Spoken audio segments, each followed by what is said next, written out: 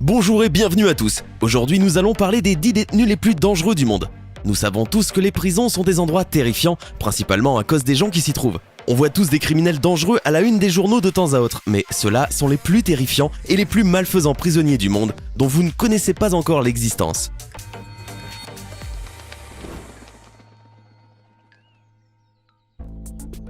Pour commencer, l'éventreur de Rostov. Cet homme est surnommé l'éventreur, comme Jack l'Éventreur qui des années avant lui a pris la vie de centaines de femmes en Angleterre. Quant à Rostov, c'est parce qu'il vient de Rostov, à l'époque en URSS, maintenant en Russie. Son vrai nom est Andrei Chikatilo, et il a tué plus de 52 femmes et enfants en l'espace de 12 ans. Il fut suspecté de plusieurs crimes au cours des années et fit beaucoup d'allers-retours en prison, mais il n'eut jamais assez de preuves pour le faire condamner pour quoi que ce soit de sérieux. Finalement, il tomba dans un traquenard de la police en 1990. Il fut arrêté et confessa 36 meurtres, mais il fut prouvé que cela était une sous-estimation et il finit par être condamné pour 52 meurtres en 1992. Il semble que la justice russe ait voulu lui rendre la monnaie de sa pièce car il fut condamné à mort. Sans vouloir se moquer du physique de qui que ce soit, mais cet homme avait vraiment l'air terrifiant. Il aurait pu jouer un méchant dans James Bond, pas vrai? BTK. Le véritable nom de cet homme est Dennis Rader, mais les autorités et les médias le surnomment BTK. Je ne vous expliquerai pas ce que cela veut dire, mais ce n'est pas très réjouissant. Entre 1974 et 1991, il tua au moins 10 personnes dans le Kansas, aux États-Unis. Prétentieux, il narguait la police en leur envoyant des lettres pour se moquer du fait qu'il ne l'ait pas encore attrapé. Mais ce sont précisément ces lettres qui menèrent à son arrestation en 2005. Il avait envoyé à la police une vidéo sur une disquette dans laquelle il se moquait des policiers qui ne réussissaient pas à l'attraper. Mais les policiers réussirent à récupérer sur la disquette un vieux fichier de son église. Oui, car aussi surprenant que cela paraît, BTK était très croyant et pratiquant. Ils ont ensuite exploité les traces d'ADN présentes sur la disquette et retrouvées à l'église, et réussirent finalement à le localiser et à l'arrêter. Il fut condamné à la prison à vie pour le meurtre de 10 personnes en 2005, et se trouve aujourd'hui toujours derrière les barreaux. Mais pas d'inquiétude, le juge a assuré qu'il ne sortirait jamais. L'étrangleur aux sous-vêtements. Oui, comme son nom l'indique, cet homme était sérieusement dérangé. Son vrai nom était Johann Unterweger, mais il se faisait appeler Jack. Il était autrichien et déjà jeune, il se retrouvait souvent en prison pour des petits vols et des choses comme ça. Mais en 1974, cela empira. Il étrangle une femme avec son propre soutien-gorge jusqu'à ce qu'elle meure. Il fit subir la même chose à plus de 40 femmes avant de partir pour Los Angeles, où il en tua encore d'autres. Il fut attrapé, mais fut sans qu'on ne sache pourquoi libéré, et put ainsi recommencer à chaque reprise. Finalement, la police de Los Angeles l'arrêta et il fut condamné à la prison à vie.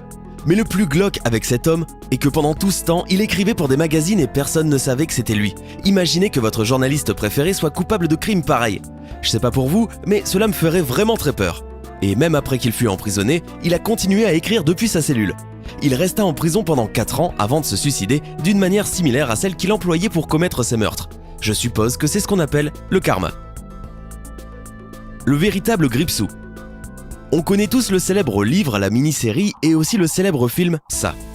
C'est l'histoire d'un clown qui se balade en terrifiant les enfants et prend leur vie. C'est sympa pour une soirée frisson, mais ça reste de la fiction, pas vrai? Eh bien, pas exactement, parce que dans les années 80, alors que le film était tourné, une véritable version du Gripsou sévissait. L'homme s'appelait John Wayne Gacy. De prime abord, c'était un mari et père de famille tout à fait normal, mais il avait une vie secrète complètement folle. Il commença un jour à se déguiser en un personnage de clown qu'il appelait Pogo. Pogo était censé être comme Bozo le clown, mais comme je vous l'ai dit, il était plus proche de Gripsou. Il faisait du volontariat dans les fêtes pour enfants et kidnappait autant de jeunes garçons que possible avant de les tuer. La police a retrouvé les corps de personnes disparues dans son infâme repère, dans sa maison et dans une rivière non loin. Il est connu comme étant un des plus terrifiants et des plus dangereux criminels qui ait jamais existé. Heureusement, en 1978, il a été arrêté et enfermé derrière les barreaux jusqu'en 1994, où il sera finalement exécuté par injection létale. Je suis presque sûr qu'il aura dégoûté beaucoup de gens des clowns pour toujours. Eyeball Man. Il n'est pas seulement un des plus terrifiants et plus dangereux criminels du monde, mais aussi un des hommes ayant l'air les plus terrifiants de la planète. En 2012, il fut arrêté pour avoir abattu un policier lors d'une dispute dans des toilettes. C'est déjà assez terrible, mais ce n'est pas pour cela qu'il a fait la une des journaux. Ce qu'il fit médiatiser sont les tatouages effrayants qui recouvrent son visage. Il est obsédé par les tatouages et en a 20 rien que sur son visage et aussi surtout un œil tatoué en noir, un eyeball tattoo en anglais. C'est pour cela que les gens le surnomment Eyeball Man.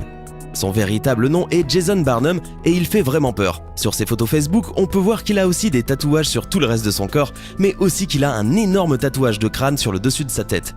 Cet homme fait tellement peur que même s'il n'avait tué personne, je pense qu'il serait quand même dans cette vidéo. Je sais que la vie ne fait pas le moine, mais c'est peut-être l'exception qui confirme la règle. Haut les mains. Cet homme est célèbre pour avoir tué plus de 5000 personnes à main nue, d'où son surnom. Son véritable nom était Solf Hitler, et il vécut pendant l'Empire ottoman. Il tua en moyenne 4 personnes par jour pendant 5 ans avec ses mains. Mais comment? Eh bien, croyez-le ou non, mais il étranglait simplement toutes ses victimes et cela fonctionnait à chaque fois. Il était soit très fort, soit très futé. Dans les deux cas, cet homme était complètement fou. Comme si ça ne suffisait pas, Solf Hitler travaillait pour le souverain de l'Empire ottoman à cette époque en tant que jardinier du sultan. Mais il ne s'attaqua jamais ni au sultan ni à personne d'important. Peut-être que c'était parce qu'il savait qu'il ne gagnerait pas ce combat. La demoiselle de la mort ou le monstre. Si j'appelle cette femme le monstre, ce n'est pas pour rien. C'est parce qu'elle est tellement affreuse que même Hollywood s'est emparé de son histoire.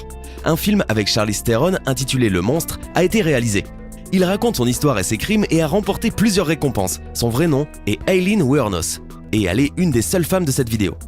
Mais rassurez-vous mesdames, c'est plutôt une bonne nouvelle car elle est terrible. Elle a tué 7 hommes entre 1989 et 1990. En 1991, elle fut arrêtée et confessa tous ses crimes 4 jours plus tard. Elle resta en prison pendant 11 années avant de subir la peine de mort. Elle avait agi comme une folle lors de son procès et avait effrayé tous les jurés et même le juge. La raison d'une sentence aussi dure est qu'elle ne fit preuve d'aucun remords et alla même jusqu'à dire qu'elle le referait avec plaisir. Le suivant, l'homme homard. Ce criminel est très étrange et a vécu une des vies les plus bizarres. Son vrai nom est Grady Franklin Stills Jr. Il a été surnommé l'homme homard en raison d'une malformation congénitale de ses mains caractérisée par l'absence d'un ou plusieurs doigts, donnant à celle-ci l'aspect d'une pince. À l'âge de 7 ans, il commença à travailler dans un cirque car avec ses mains il ne pouvait pas faire grand-chose.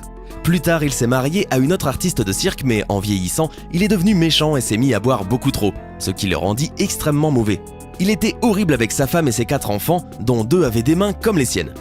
Quand une de ses filles, qui avait de mains normales, grandit et se maria, il devint jaloux d'elle et abattit son mari d'une balle dans la tête. Il fut alors emprisonné mais échappa à la prison car aucune prison de l'État n'était en mesure de l'accueillir conformément à sa particularité physique. Sa peine est alors commuée en 15 ans de mise à l'épreuve. Quelques années plus tard, il se mit à menacer de faire la même chose qu'il avait fait au mari de sa fille à sa femme, qui s'était remariée pendant qu'il était en prison. Mais sa femme ne voulant pas prendre de risque, le fit abattre par un voisin pour 1500 $. Personne ne vint à ses funérailles et sur sa tombe, il n'y avait que son nom et 2 mains jointes pour la prière. Voilà une manière de se moquer. Le tueur du jeu. Il n'est pas seulement un des hommes les plus terrifiants et dangereux sur cette planète, mais aussi l'un des plus sinistres. Son nom est Rodney Alcala, et il a tué 5 femmes durant les années 70. Mais il a plus tard admis en avoir tué 34 de plus, et les policiers pensent maintenant qu'il serait en réalité responsable de plus de 140 meurtres à travers les États-Unis, d'après une enquête plus poussée. Mais le plus effrayant dans tout ça, c'est qu'on se souvient surtout de lui pour son apparition dans un jeu télévisé appelé Dating Game, ou jeu de rencontre en français. Et croyez-le ou non, mais il a gagné. Il fut présenté par la présentatrice comme photographe, ce qui est d'autant plus effrayant qu'il faisait la connaissance de ses futures victimes, principalement des modèles, en leur disant justement qu'il était photographe. La peste humaine. C'est un surnom dont personne ne voudrait être affublé, à moins peut-être que vous vous appeliez Marilyn Milan.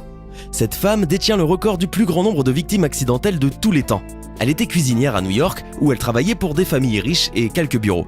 Mais partout où elle allait, il semble que le pire se produisait. Dans les 2 semaines suivant ses débuts en tant que cuisinière quelque part, tous les habitants ou employés commençaient à tomber malades. Et comme les soins médicaux à l'époque n'étaient pas forcément extraordinaires, beaucoup mouraient. Elle fit l'objet de plusieurs enquêtes par la police car ils avaient décelé un certain mode opératoire répétitif dans les 20 cas différents.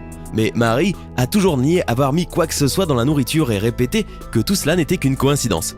Eh bien, comment cela était-il donc possible? Il se trouve que Marie était en fait elle-même malade, qu'elle le savait, et qu'elle infectait la nourriture pour que les autres tombent elles aussi malades. Elle déclara qu'elle ne le savait pas, elle fut traitée et laissée en liberté, hors de prison, et la police la considéra même comme une victime du fait de sa condition. Mais dans son journal intime retrouvé 10 ans plus tard, elle avouait qu'elle connaissait en réalité sa maladie et qu'elle était consciente de tous ses actes. Faites attention à vos repas les amis. C'était les 10 prisonniers les plus dangereux du monde. Lequel des prisonniers de cette vidéo mérite plus ce titre à votre avis? Dites-le nous en commentaire. Hey, c'est tout pour aujourd'hui. Si vous avez aimé la vidéo, n'oubliez pas de la liker et de la partager avec vos amis. Et si vous êtes nouveau sur la chaîne, n'oubliez pas de vous abonner et d'activer la notification. Bye bye!